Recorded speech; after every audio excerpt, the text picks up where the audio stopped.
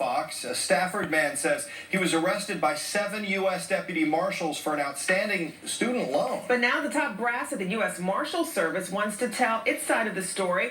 Fox 26's Isaiah Carey joins us now with a one-on-one interview. Isaiah.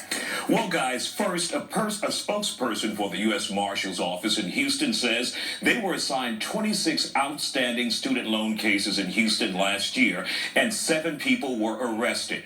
This year, expect 1,500 new cases they will handle. They confirmed that. Now, it was yesterday when Paul AKER'S says those deputy marshals showed up at his home to arrest him for that 29-year-old $1,500 student loan. He says they were in combat gear with weapons, but now the U.S. Marshals Service says that was true, but here's why those deputies showed up in numbers with Stafford police instead of just the usual 1 or 2. Chief Deputy Rich Hunter also said AKER was notified by the court to show up several times, and he refused.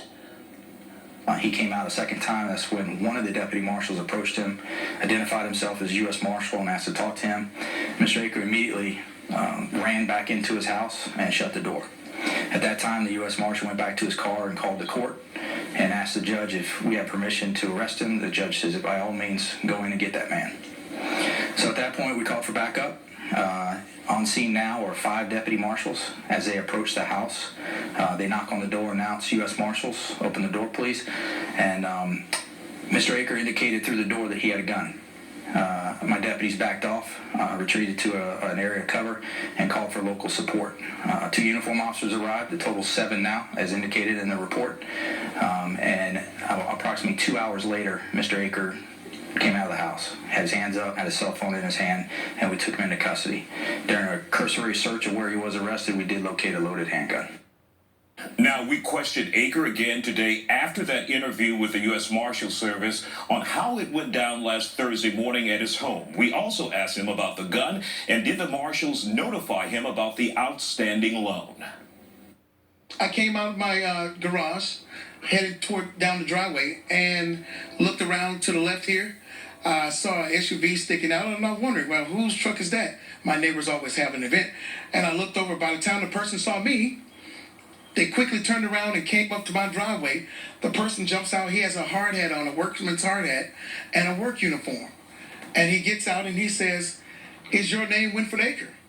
And I look, and he says, "Are you Winford AKER?" I look. Those that know me don't know me by Winford AKER. They know me as Paul.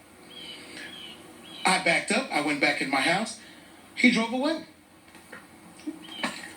An hour and a half later, 7 guys are at my door. An hour and a half later.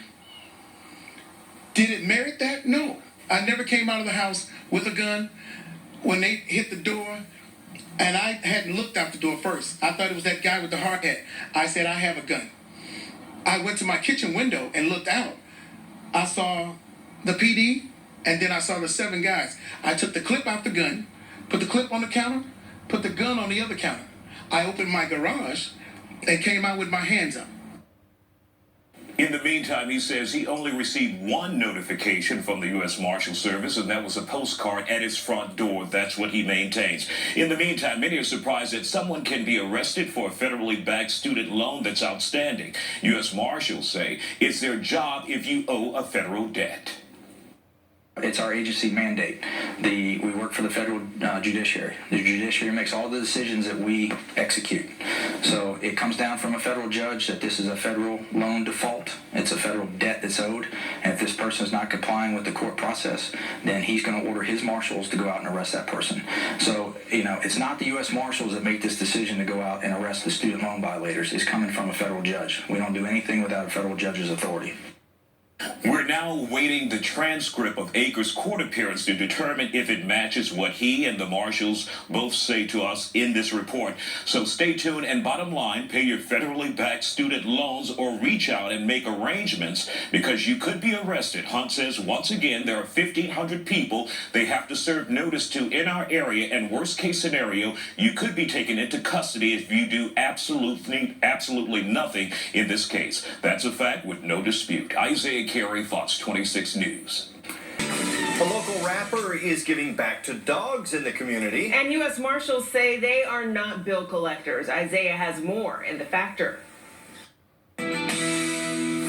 First up on The Factor, IsaiahFactor.com. Even though the U.S. Marshal Service in Houston had to arrest 7 out of 26 people last year for failing to pay their federally backed student loans, deputies with the agency say don't call them bill collectors. They're simply doing their job.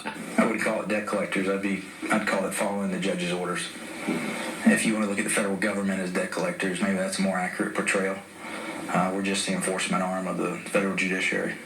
Also on The Factor, the race for